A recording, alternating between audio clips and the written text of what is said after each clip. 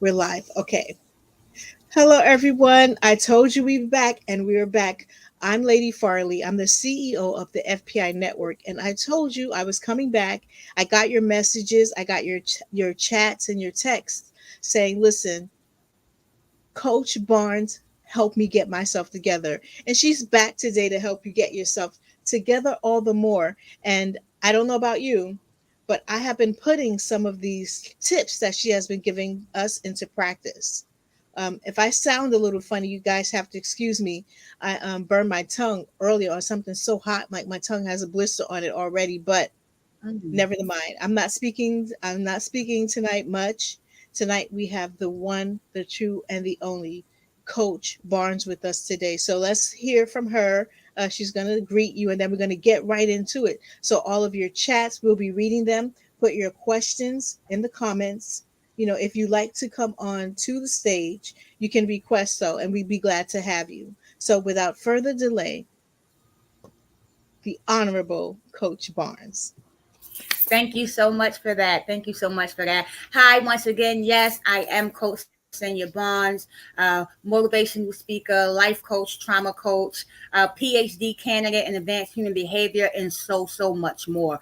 I am happy to be here again. Thank you so much for reaching out to Lady Furley and just requesting me to come back. I'm always willing to come back and just share all the knowledge that I have and support and tools and of that and strategies of that nature, just to help everyone elevate and move forward to becoming the best version of themselves. Please forgive me. I had some dental work done, so I have like a little lisp because my mouth is still swollen. But we'll get through it. We'll get through it. So we both actually are having like mouth issues because I burned my tongue. So we got to stop twinning like this. Listen, we got to stop I twinning like know, this. right? I know. I want to can I share this story, a sidebar to for everyone who is probably wondering what we're talking about. So every time I reach out to an affiliate, either in government or private sectors, to say we should be doing this, we should be doing that. Honestly, Coach Senya texts me like, you know what we should be doing, and I'm like, ma'am, like I don't know if you're sneaking in the back room of heaven and you're listening to my prayers or what's going on, but you should not be in my business like that, in my head like that. So I say that to say, as a side note and a tidbit, this year we're only connecting with people who we have that spiritual, that same mindset connection. So I just wanted to say that you're here because of that connection. And I know if the people will connect with you, they will have that same connection with you as a coach. Agree. I definitely agree. Great minds think alike. And so I Mhm. think at some, and I always said we some type of kindred spirit because we're always on, our mind is always on go. And usually when everybody else turn the lights out when they go to sleep, I think we may be like the only two people who have like this night light and a journal and a pen that's still writing things down. Yeah. So that's why we're texting in the middle of the night, like, you know what just came to mind? I think we should work on this project. I feel a conference is due. So that's kind of what we're talking about. Those are kind of how our juices get flowing, and we're always looking to inspire and uplift other women and special people of color. So without further ado, I know last week we talked a lot about trauma. I definitely want us to tap into this week. I want us to tap into some leadership development because I feel like we're both in a leadership role and we both have a ton of knowledge and wealth and experience that we can share with others. So we can get into that a little bit this week as well. I would love that. Okay, we can do that. Let's make sure we put that together because I think it's just building upon Mm-hmm. where we're going. It is a build. I see that Sarah is here. I told you Sarah's my very good friend. I brag about her. A lot of people know her, know of her, because she is a person, much like me. A woman who just we can be misunderstood because we're so eccentric. I say is the word, but we're special Okay. people. We're special people, and I feel like people don't always understand us. But she and I connect again, like you and I. She and I connect, and I love her. She's been there for me. She actually helped me up on my feet this week, when I got back, when I flew back into New York from the funeral, I'm like, I think I'm depressed. Like I can't put my thumb on it. Is this what depression is? And she's just been there to lift me up. So I just want to acknowledge her because she's my friend, and she probably would kill me if I brought her onto the stage. So I better ask her, Sarah, do you want to come on stage?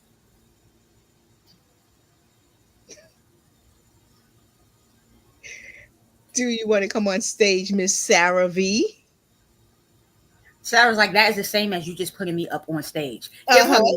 minute. Give her a minute to think about it. But But I literally as just you jumped her. mentioned, as you mentioned that, that made me think of this quote that I just put in my new anthology, Try Off to the Trenches. And it says, people will try to convince you that you're doing too much, but that's just because they haven't set high enough standards for themselves.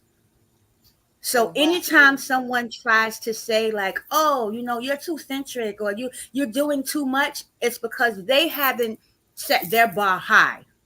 They haven't identified what their high levels of standards look like. So of course it looks like you're doing too much when their standards are lower than yours. So keep that in mind. Got it. I'm. You know what? So someone said to me, Hey "I'm doing too much." Sarah. So someone did say to me that I'm doing too much, and I explained that I'm not doing too much. I feel like I'm not doing enough. Like, and you know this for yourself, Coach Barnes, because you do a lot of community outreach. When I feel like there are people who need help, and I can't help everyone, I'm not doing enough, because even if I am unable to help somebody, someone I know should be able Mm-hmm. to help that person. Thank you, Benita. Benita says, "Amen, true facts." But I'm not doing too much. I feel like I'm doing just enough, but I also have to remember to take that moment, like all of my friends in that chat who would jump at me saying, "Sit down." But I have been telling people, Was, you need was to that was that a, was that a silent dig? Because I definitely was like, no, no, no, no, ma'am. we're gonna schedule breath work for her. She's not gonna do it herself. We're gonna schedule it for her. So I did it with her today. Um, Benita, did you have a question you wanted to ask Coach Barnes?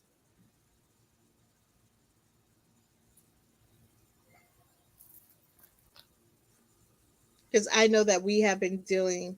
Good evening, Nurse Wendy. Good evening, Sarah. While I have you on the stage, I was bragging about you earlier, saying how you literally pulled me Aw. up when I was like, I felt just like, I'll just say exhausted because it sums it up. Like I don't want to really just sit here and waste everyone's time, but I felt exhausted, and I know I'm running around. I'm doing a lot. I flew back in. Okay, thank you. I You should flew be back exhausted. in for the I flew back in, getting home from the funeral, and I didn't take a minute. I literally back to back, back to back to back, like keep going, keep going. But Mhm. to see your message, it really literally it brightened my spirit. It pulled me up. So I want to say thank you. I want to acknowledge you and say thank you. Oh, wait, can you hear me? Of course, we can hear you, and Oh we can my see you. gosh! Well, I will say this. I was listening to this talk, what was it, 2 weeks ago? Hmm. And I got so much from it. You guys were mm-hmm. talking about mourning and trauma. And I don't think I've really, how do I say this? Been trained how to deal with stuff like that. And that was actually very helpful because if you don't mind me sharing, Minnie had, someone pass away in the family, and I'm thinking like, I'm just gonna let her feel however she wants to feel, and let her know that she's here, that I'm here. Sorry, I'm here if she needs to talk, or I'm here if she doesn't. Because I think one of the things that we can do, like you're thinking that you're not doing a lot, but just being yourself, you actually do bring people up. You know, like if I was sad, I would call you because I know you would bring me up. I know by the end of it, we would both be laughing, right? Yeah, So you do that for me as well, and I'm happy to do that for you. I'm working less, you're more available, we have more time to check in, and we're both also starting a lot of um, kind of newish things in 2024, Mhm. which sounds so great in December 2023. But by February, you're like, whoa, I didn't expect any of this. So, I mean, oof, we need each other to stay on track too, a little bit, you know? I So, agree. I Accountability agree. partners. yes. And that was, I want to set that. Do you have that already set up, Minnie? No. I'll So set that up and then figure out that's like what a she was format. talking about doing this. Now, I didn't give her any of this because I'm like, I couldn't imagine where to begin with this. But Sarah said, listen, why don't we set up an accountability like group? Hmm. And I'm like, I love it. I'm here for it. She even came up with a t-shirt slogan, I think. Right? Did you have a you had a slogan? What was the No. slogan? Oh no, but I will. No, Okay. you had one. You had a slogan. Let me I'm look at my phone. accountable. You're accountable. I don't know. I got to look at Well, my phone and go through the messages, but you did. But okay, while I'm looking at my message, Coach Barnes, someone just asked, can you reiterate? And hope put a pin in that idea because I want us to talk about that. mhm. But Okay. someone messaged and said, can you explain the difference again on how many life coaches a person should have? Oh, absolutely. So I would say, depending on your lifestyle, I would definitely say multiple is okay, because you have your person who's your life coach that's just more like an accountability partner who's helping you stay on track along the way throughout your life with different streams of things that you're going through. But then you also can have a trauma coach like me, where we're focusing on changing traumatic or generational behaviors and things of that nature. So that would not be the same as your life coach, because they're focusing on so many different aspects, more like work aspects, work life balance, and things of that nature. That's what your typical life coach will support you with. But a trauma coach will support you with that shift in mindset, that shift in behavior, the change in breaking different cycles of behaviors, identifying boundaries, healthy boundaries that will allow you to recognize who are your go to people and who are the people that you need to give yourself space from, so that you could begin to heal and go through the process that you need to go through. And then you might need that one coach who like, oh, is like an unofficial coach, maybe your best friend or somebody that you that's just a venting person, that's just your venting person. And it's like, listen, I'm calling you, I need to vent about this. I don't want a homework card to follow behind it. I just want to vent, and then maybe we can plan through some stuff afterwards, but I need to get this off my chest. And that's where it comes into play with having multiple coaches, because you want to make sure that you are healing all parts of you. All No parts. one is just one person. We all have multiple pieces of us that either by some sense of trauma or some sense of life experience may have shattered or split, and we find ourselves balancing what's going on at home. We find ourselves balancing at work. We find us balancing some personal things. We find ourselves feeling overwhelmed but ashamed to say that, call it what it is, and or let anyone else know that we are unable to handle things for, because we think about what other people think too much. Hmm. And you having multiple coaches will allow you to do that. Okay. So for me, I have two official coaches, and then I have my best friend, who's my unofficial coach, who is like, all right, I'm calling you. Today is just the vent. And she's like, all right, you got 6 minutes to vent, and then we need a plan. And I'm like, okay, venting starts now. Yeah. So I would say minimum two. But it's Minimum okay if two. you have 3 or 4. Sarah, you Sarah? wanted to say something? I wanted to say, and this piggybacks on something that you said. Um, 2 weeks, the last time, and that was Mm-hmm. like, let's say we're venting over the same thing too much. Maybe this is what the T-shirt was.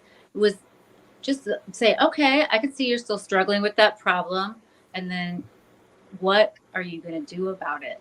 In like a nice, what do you want to do about it? Like, let's fix this thing. I thought that was such a like kind and non-judgmental way, because people have problems, like they can't see through that. It's just Yeah, cycling and yeah. Mm-hmm. obsessing and all this stuff. It's like, wait, hold on a second. This is just like anything else. What can we do about it? What are we going to do about it? And I really, I think that's how we could talk to ourselves when we're obsessing, if we can cut through that chatter. But also that's a way we can support each other, you know. And in your book, Coach Barnes, the section where you can actually take note, make notes and stuff. I Mm-hmm.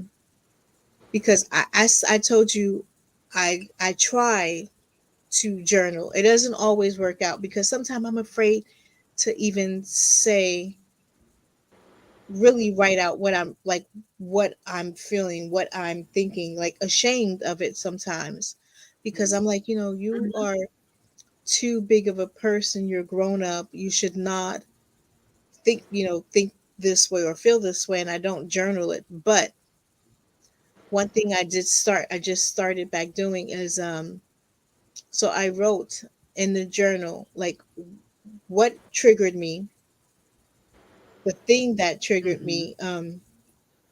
Maybe I should tell, let me make a note to Aaron to put that in the book, in our journal.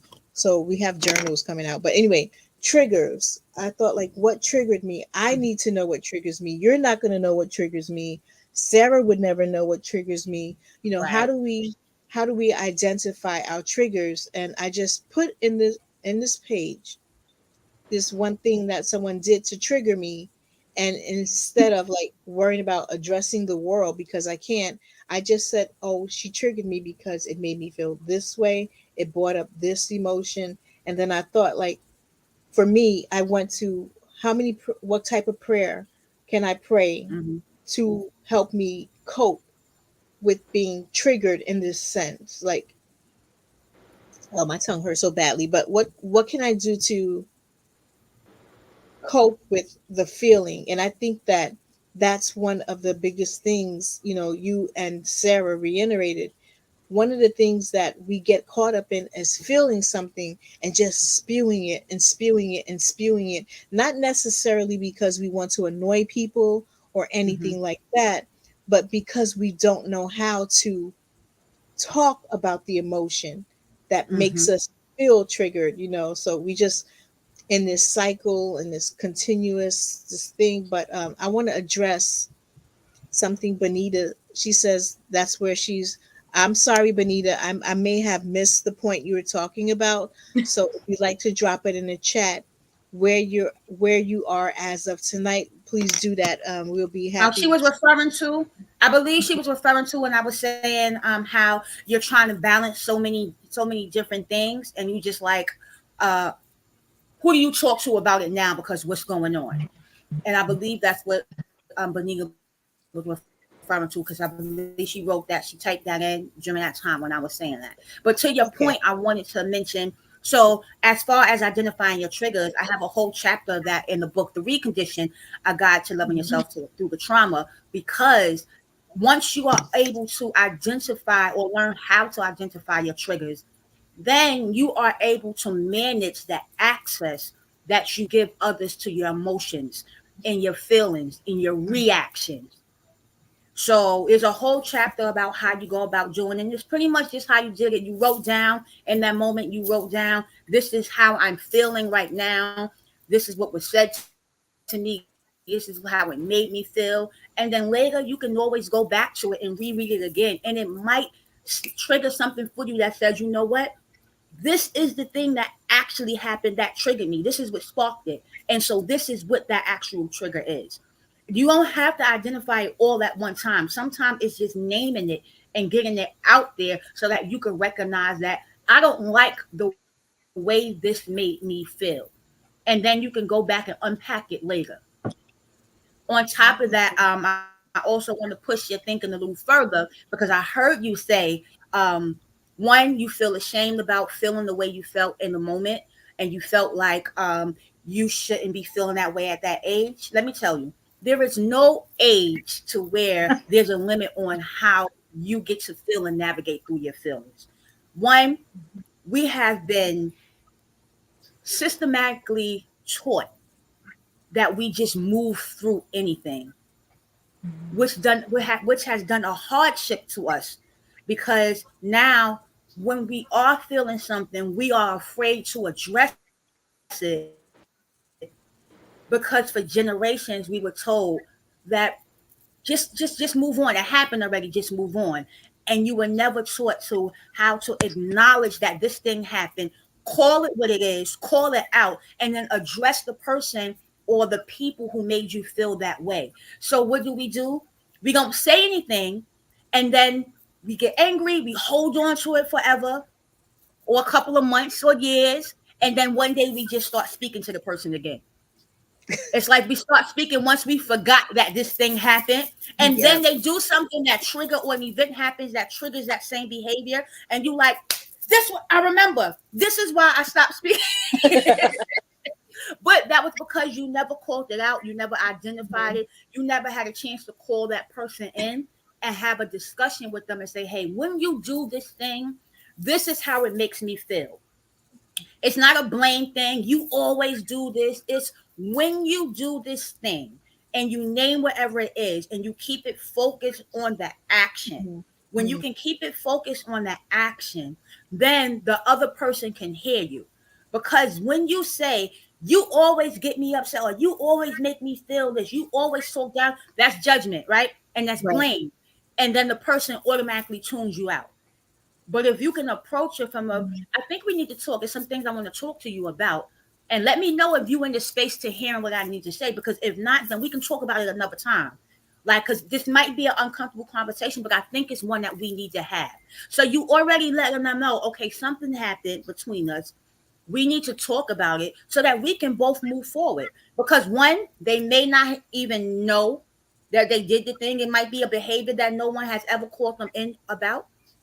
So it's just like, this is what I do. You upset about, but I act like this with everyone, like, because no one has ever said, hey, when you do this, when this thing happened, it makes me feel this way. No one has ever said it before, right? They kind of just let the thing keeps happening. You know how you have that family member who everyone's like, oh, that person always has an attitude, and then everyone just keeps talking about the attitude behind the person's back, but no one addresses it. Mhm.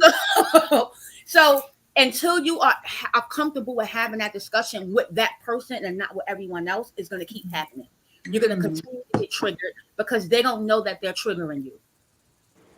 I But think once you have that discourse and you can name the thing, and then it continues to happen, it's like, oh, okay, I need to remove myself from this because this is intentional now. But you can't say it's intentional if you haven't had the discourse.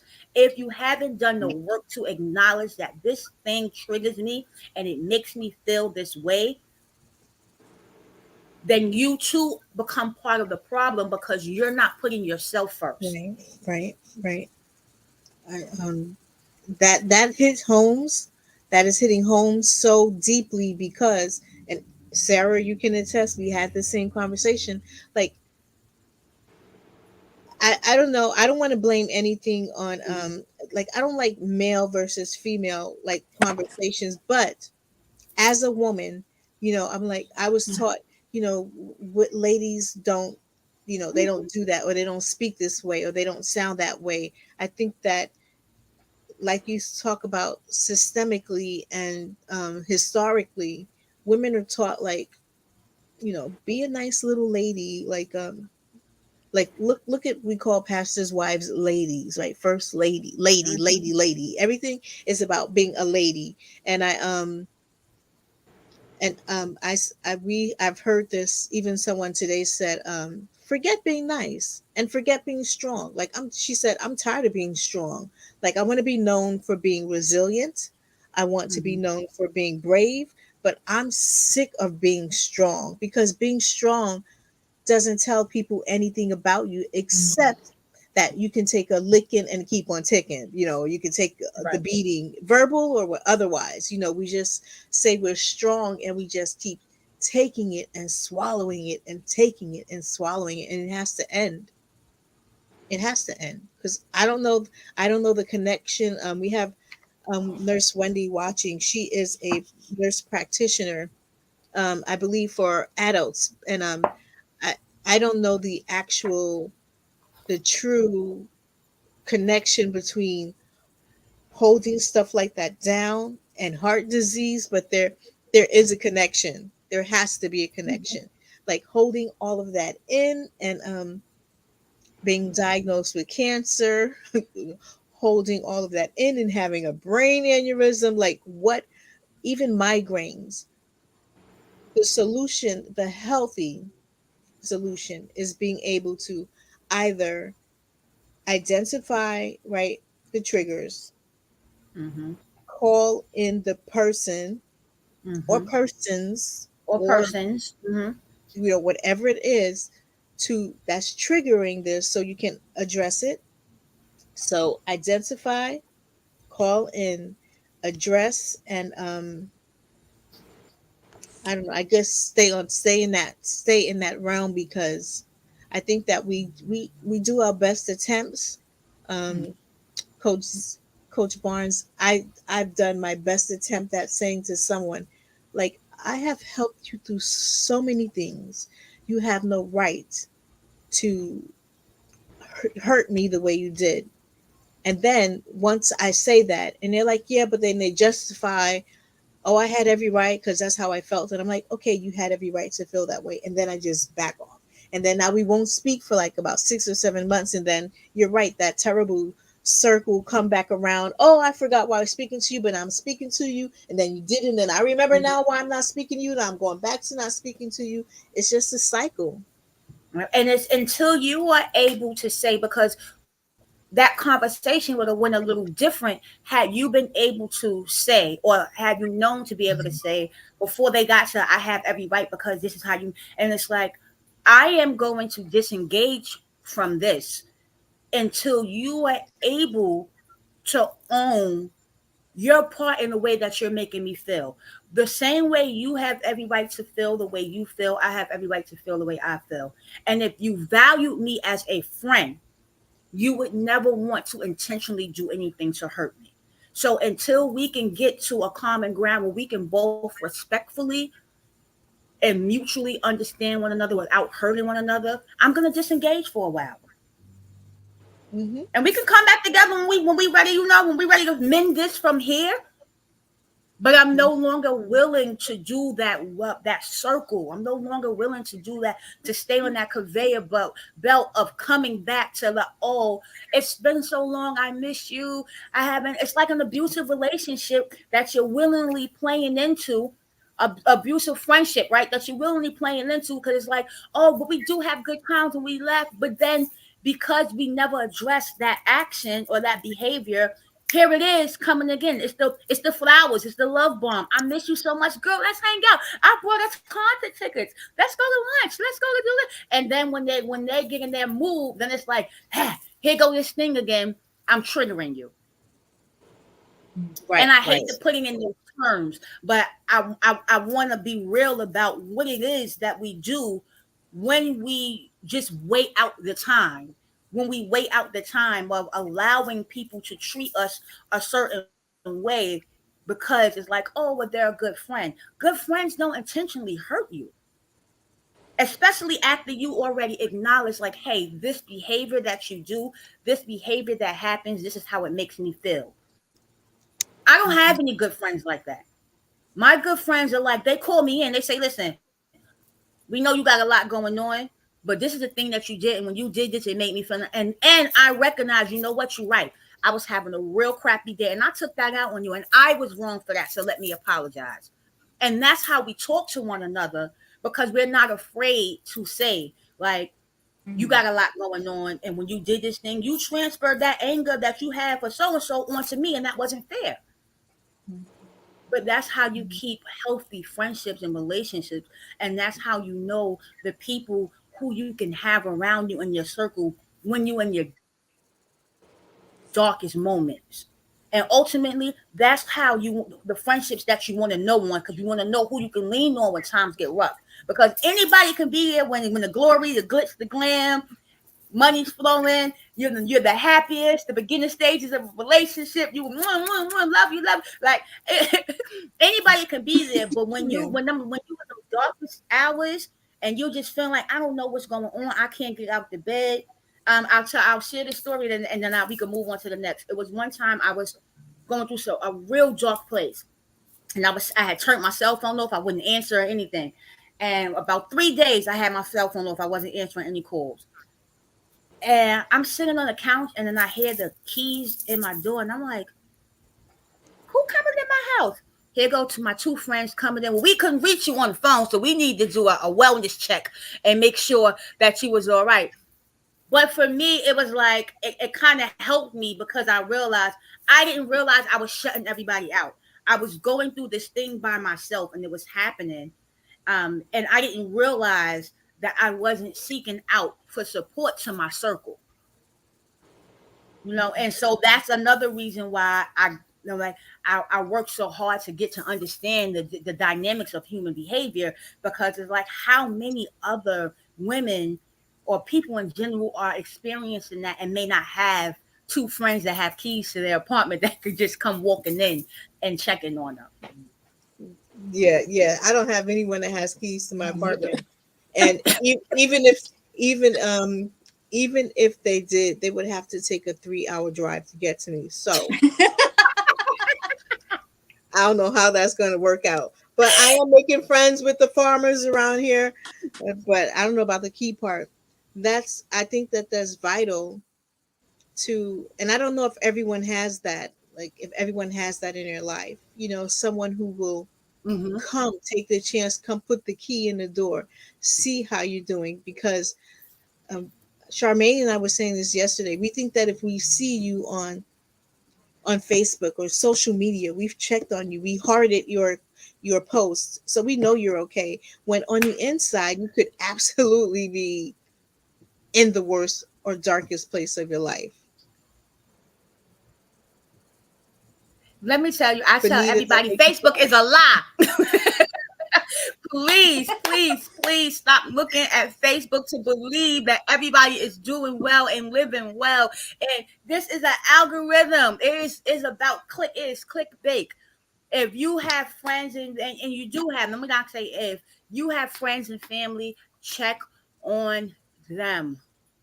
Check on them, because someone might put something on Facebook, and then next thing you know, the next day you find out they committed suicide, or something else happened. They had a heart attack, or they had, if something happened and you don't even realize. If you look at my Facebook page, you would not think that I need a double lung transplant. You wouldn't think that. People look, they like, oh, you're writing books, you're doing speaking engagements, you're doing so well. And I'm like, you have no idea the behind the scenes and how many clips it took to put that together, how many takes it took to put that together, how many bottles of water, and how many timeouts I needed. But you see the finished product. Right, right. And lady, listen, lady Furley, you know how we could be up, we'd be on the call, and then next thing you know, be like, girl, I was in the hospital for 2 weeks. You'd be like, what? So I say that to say, do Mhm. not look to Facebook to be your end all be all, that your friends and your family members are doing well. Send them a text message, call. If you are near, drive by and check on them. It might not have to be unannounced. Don't just be unannounced and popping up at people's house. My friends were able to do that because they had the emergency key to my apartment, and they know I usually reach out to everyone. Everybody might not have that. I'm not telling you go walk in nobody's house and have some type of incident. But I will say, check on your people. Check on your people because it's needed. A lot of us are hurting out here. A lot of us are hurting, and we do not know who exactly to turn to without feeling judged, without feeling ashamed of what we're going through. COVID, if COVID has taught us anything, it taught us that some of us cannot be alone with our thoughts, and it is very important. It is very important to have somebody that you can share space with, whether it's in person or virtual, because I know sometimes I can't be alone with my own thoughts, and I'm like, I call my friend, I'm like, listen, I'm coming to spend the night at your house because I got a lot on my mind today. This sickness is getting to me, and I just need to be in another space. And she'd be like, "You got the keys? Come on, get on the couch. It's yours." Like, Mhm. I'll Well, come sleep downstairs on the couch with you. I have Like, a let's bedroom. do it. I have a bedroom. I'm just saying, but I want to address something that Benita said in the comments, and the reason why I want to address it, not to put her on the spot or anything like that. Hopefully, she knows I love her, and I'm not putting her on the spot. But the and this has come up in every group, every talk, everything that's been happening in my life this past week. People talk about moving forward. People talk about it. They say it, but I think and I suggest, let me say this. Let me be strong enough to suggest this. I think for anyone who is looking forward, and let me pull up my glasses so you guys can know I'm serious. This is my serious look. My grandmother, she used to do like this. When she did that, that was like the talk. But I look tired. But anyone who is in need of help, help is available. And I've like I told you all, culturally, like asking for help is a new thing for me and for Mhm. most people I know. But if anyone needs help to move forward, you need a plan.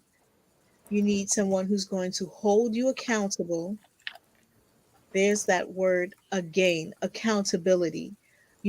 Because you can say, like I said, we say, I'm moving forward, I'm going on, but you don't have a plan, you don't know how, you're embarrassed, whatever it is.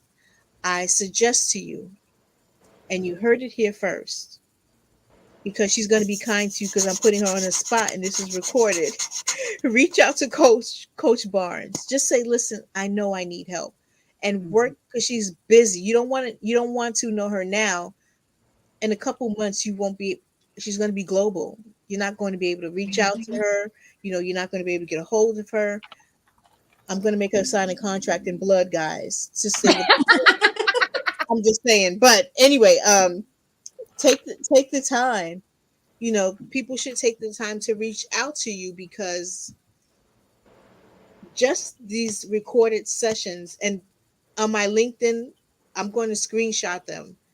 Mhm. On LinkedIn, people are saying, wow, we need this in the workplace. And I said to you, I know you do this because Mhm.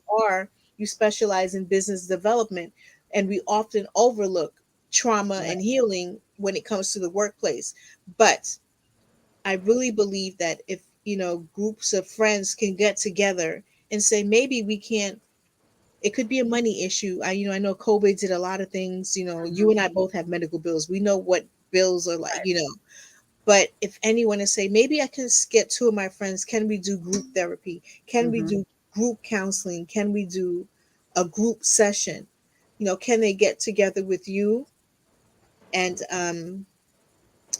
what according to your schedule? But is that something you are willing to work with people with? Is what I'm asking.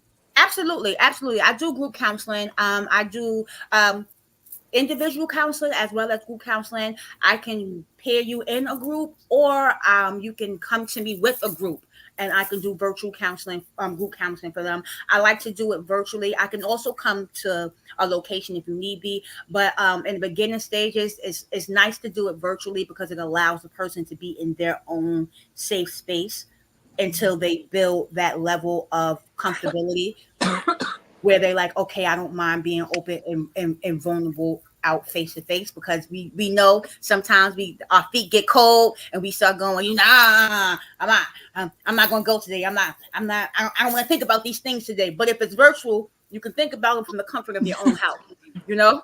And I know for myself, back in the day, starting going to therapy and doing coaching, I will always find an excuse of to why I couldn't go.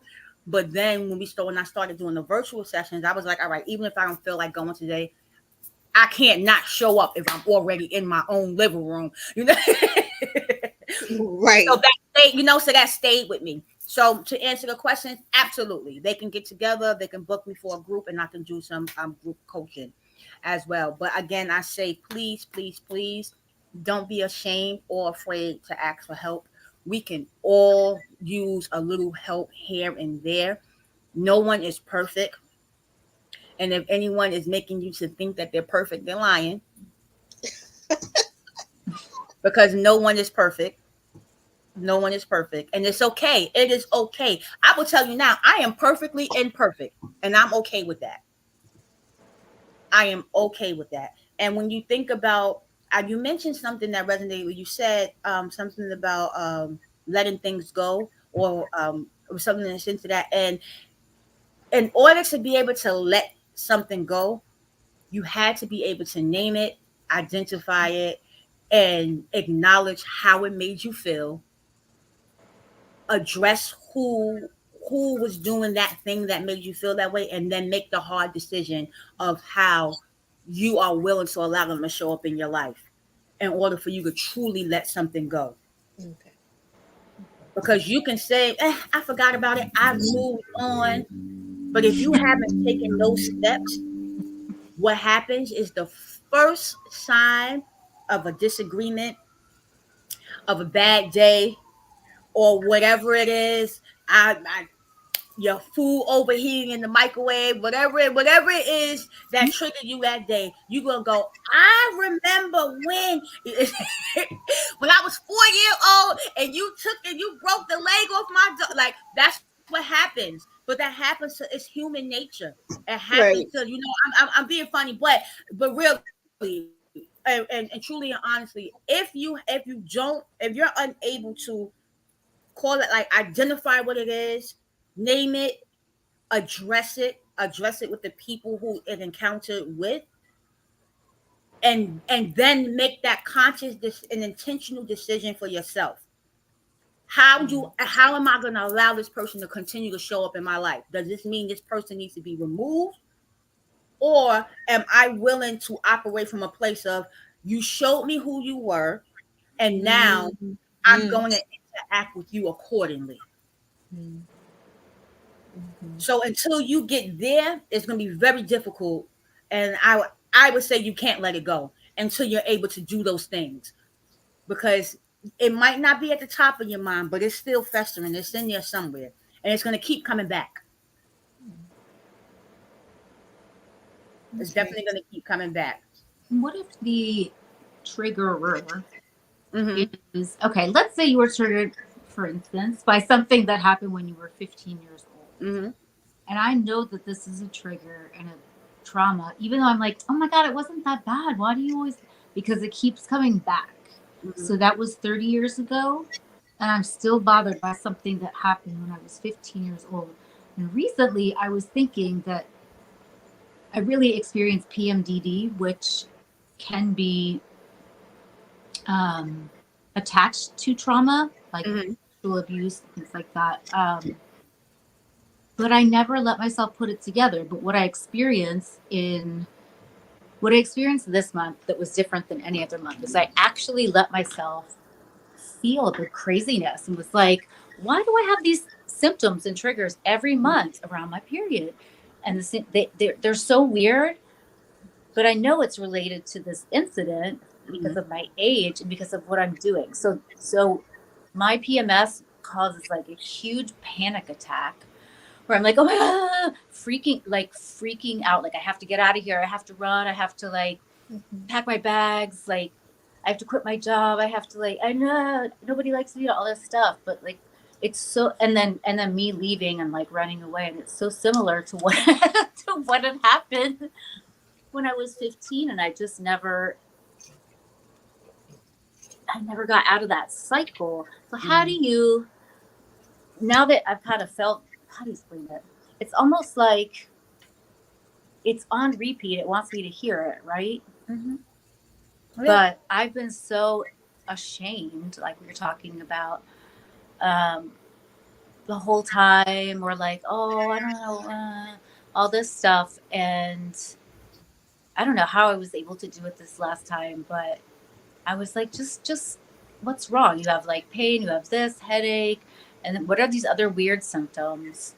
But I forgot my track of thought.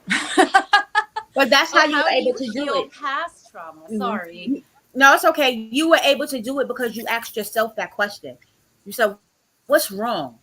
Like, why do I feel this?" And that's probably the first time since you was 15 that you ever even thought to say, like, this is connected to something. Why am I feeling this way? And then you were willing to sit in it and allow yourself to feel those things.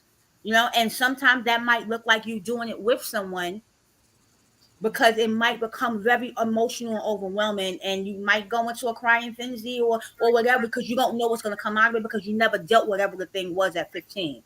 But until you are able to deal with it, it's keep coming back up because you haven't dealt with it, and so it's showing itself again in different areas of your life. And so it's connecting itself to something, like you said, oh, it happens around your cycle. It's connecting yourself to a part that comes up. Most women, our cycle is we get very cranky, very emotional, our guard is down, and so we start to feel all these different things. And it's like it's opening to get out, because that's your point when you're at your weakest point, where you can allow yourself to feel anything. And so that guard is dropping, and it's like, hey, I'm still here. You never dealt with me. And it's like, when are we gonna when are we gonna talk about when are we gonna talk about this? Because it may be something that you can actually have a conversation with someone, if it's safe to have a conversation with someone and say, hey, this thing happened, and we never talked about it, and we never talked about the way it made me feel. And because this thing happened, I'm going through my life on flight mode. And because I'm going through flight mode, I'm not allowing myself to be happy in certain areas that I shouldn't feel happy about, or I'm feeling a lot of shame in areas that I shouldn't feel shameful about, because I was 15. I had no control over that. Well, You can only control what you can control. I think that the reason, I mean, I don't mean to share too much, but in this, what I fight with about the shame is that, Hmm. I mean, I guess looking back on it, it looks like I kind of set myself up for something. Because, Okay. and you're right, like I was 15 years old, like, okay, probably not that bright, boy crazy, just You were hormonal. being 15. I was being That's it, 15, 15. You was but being like, 15. I didn't know what you were supposed to be at 15. Like, and then I also felt like, because I was so embarrassed about it, I was like, why am I so embarrassed about this? Like, it's so weird. I'm, 30 years later, just coming up with these very compassionate ways to look back on an experience, to be like, wow, you were really, really hard on yourself about that. And you let people like get to you, and Mhm. you're still letting people get to you because you're afraid to trust people because of that. So, and men, of course, but yeah, I don't know. Like, maybe it'll get better. I don't know. It's kind of It'll late, get but better if you work at it. And so, in order to Yeah. do that, this is what I want you to do. I want you to write you a letter to the 15-year-old you, with all the knowledge that you have now, right? What could you say to, like, what could you say to her? It may sound silly, but trust me, it's worth it. It's worth doing the exercise. it What would have could you been say like, now? Like, I would write say, write your letter get, to her. get Write your to letter your to face. her, and capture what advice you can give her. What would you say now? What advice you can give her to help her get through the embarrassment or whatever the situation was? Like, if you would have had somebody, an adult, that could have talked you through that scenario or whatever that situation is, what would you have want that person to say to you? Write that letter and then leave it alone for about a week or so, and then write back to adult you as 15-year-old you. and Okay. and then you'll be able to read both letters, and you can see, you're gonna surprise yourself, trust me. because you're going to be thinking, once you get in that mindset, you're going to be thinking like, you know what, I wish somebody would have said this, I wish this would have happened, I wish I would have thought about this, I wish I would have listened to this, I would, it's different things that you may not even realize that you wanted. But now you're an adult and you look at things differently, because at 15 we were boy crazy, we were all boy crazy, we all thought we knew everything. If there's not a teenager at 15 that doesn't think they know everything. Trust me, I was a dean for a middle school for about 7 years. They think they know everything. Middle school, they think they know everything, and nothing you can tell them is right. They know it. They have it all figured out. So I trust me, I get it. But I want you to do that exercise for yourself, and then get my information from Lady Furley. We're gonna talk through. We're gonna talk through it. I'm not gonna leave you here. We're gonna talk through it. Okay, thank you.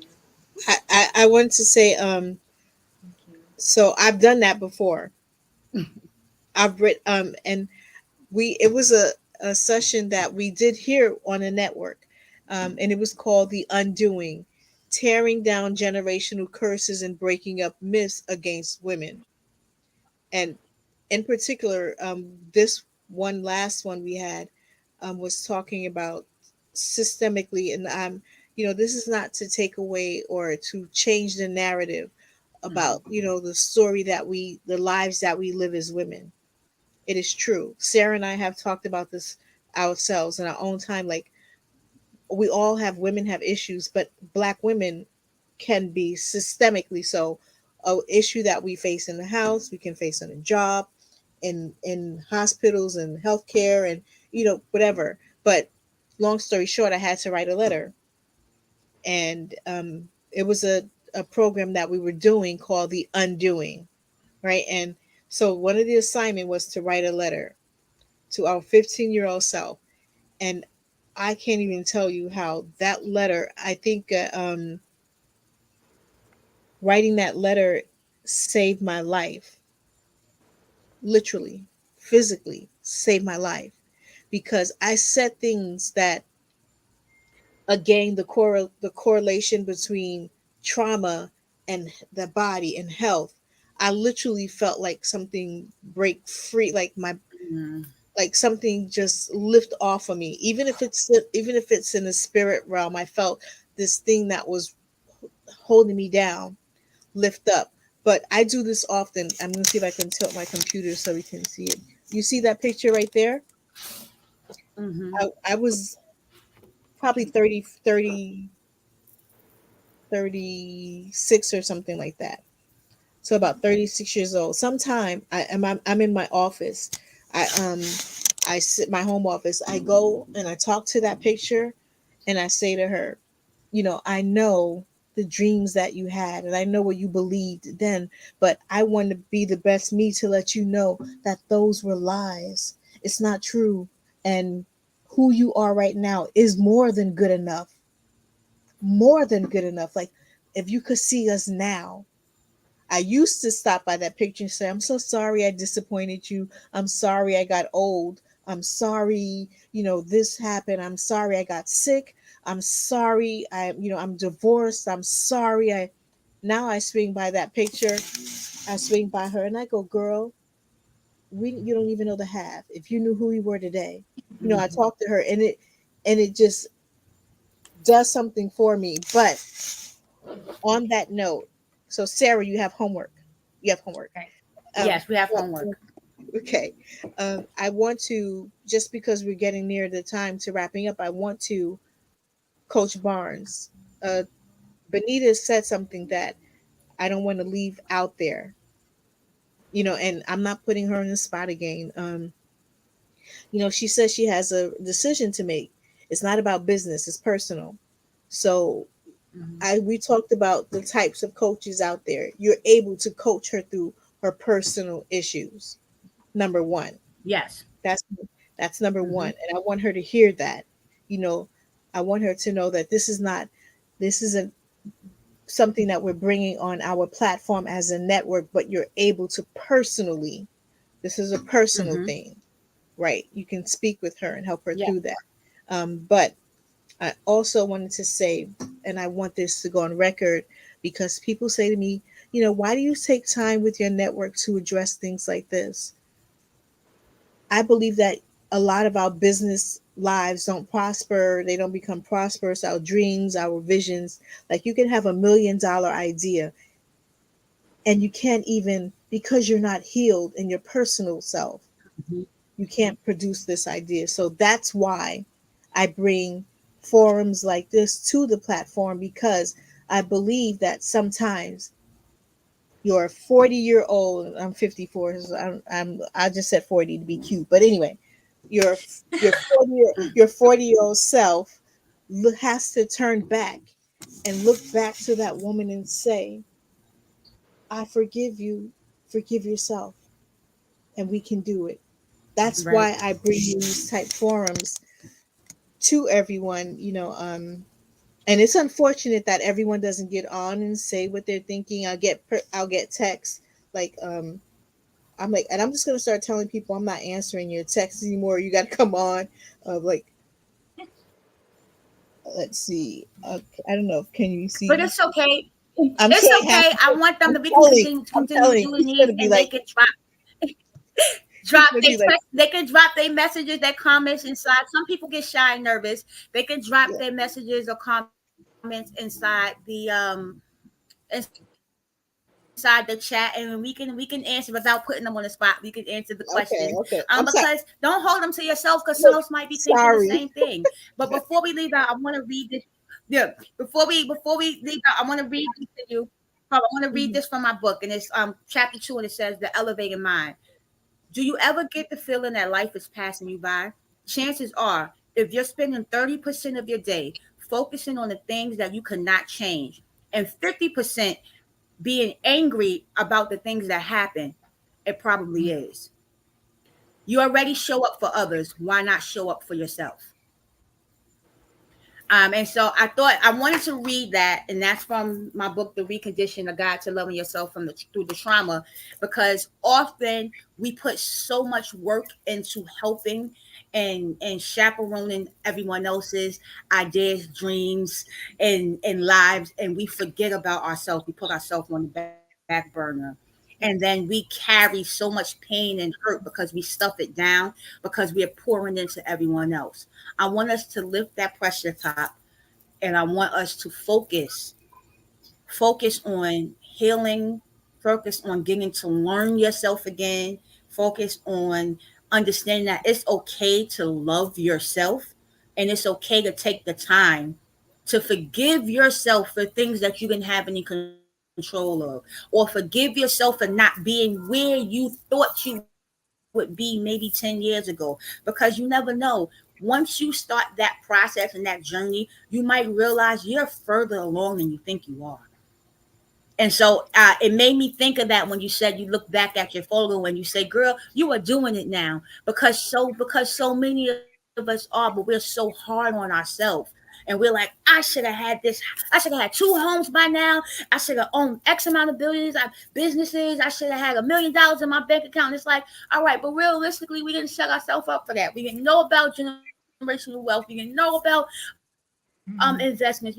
There's so many things we didn't know, but we know now. So take the knowledge that you have now, shift your mindset, and hit the ground running. Start that journey that you've been putting off, because you deserve to be the best version of yourself. Don't wait for tomorrow. Start today. That's it. Where can I purchase the book? You can purchase them on my website, or you can purchase them on Amazon. Okay. And The title If of you the book purchase it from my again? website, it's The Recondition: A Guide to Loving Yourself Through the Trauma. Recondition. And the other book is Grieving to Heal. I got something for everybody. And if you navigating through workspaces, I just finished wrapping up and actually launched this week. Try Off in the Trenches. It's a guide to navigating the success in the workplace. It's a 20 beautiful Black authors just all sharing different stories of navigating trauma in the workplace. Because, again, there is actual trauma in the workplace, although people don't want to recognize it. there's a lot of trauma in the workplace. So that Yeah. book is called Try On Through the Trenches, and you can find them on my website. So that's www. Dot Xenia Barnes, like my name, XeniaBarnes.com. And Lady Furley's going to drop it in the comments as well.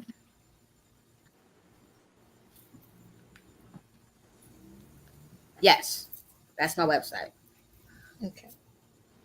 I. And you can also book me for speaking engagements on that site as well, and your coaching services. Mhm. So We did everyone, it, ladies. Another time. I don't know. I think we might have to do another one of these. I'm like, I think there's a part three brewing. I don't know. But listen, I think we so. definitely I have think so. we have to do a part three.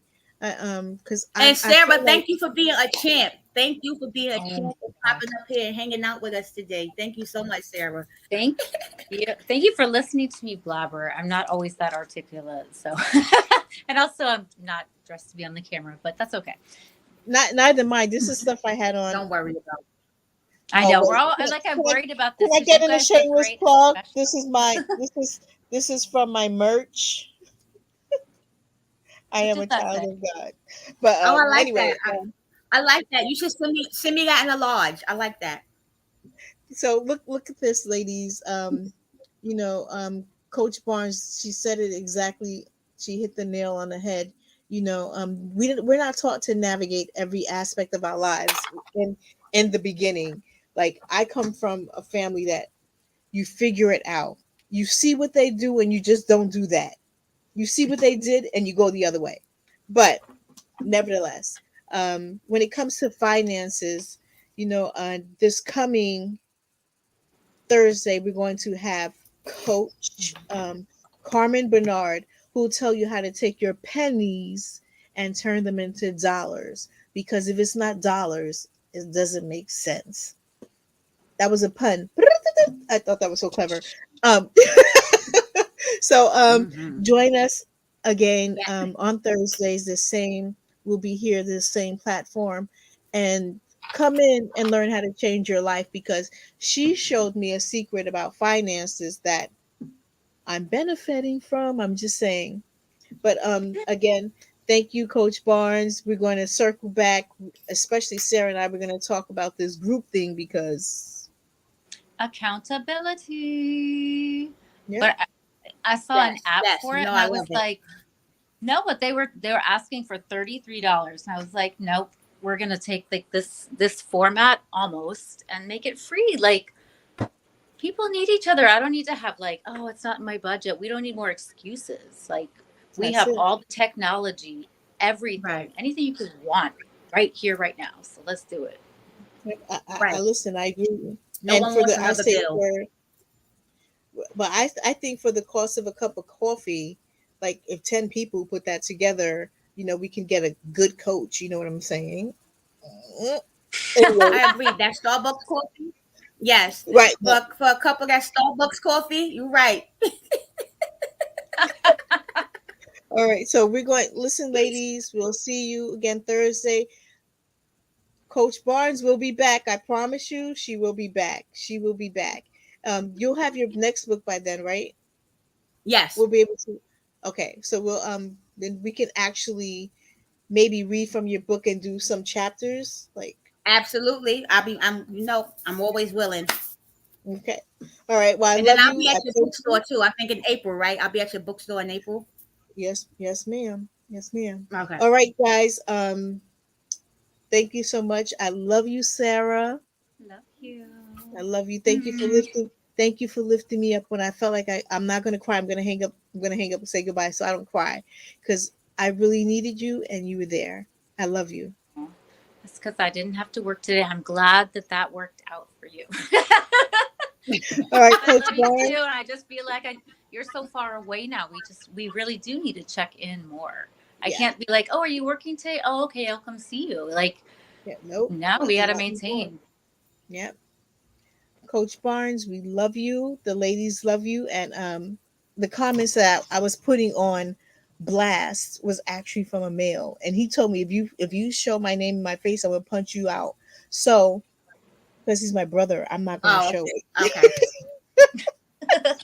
Like, I'm not Okay. scared of him, but he loves you, and you'll be hearing more from us. To all of our family No and our problem. friends on LinkedIn, Facebook, YouTube, we'll see you next time. God bless. Be well. Take care of Good each night. other and See you take all care of next yourself. time. Thanks for joining. Bye. Thank Good you night. again. Bye.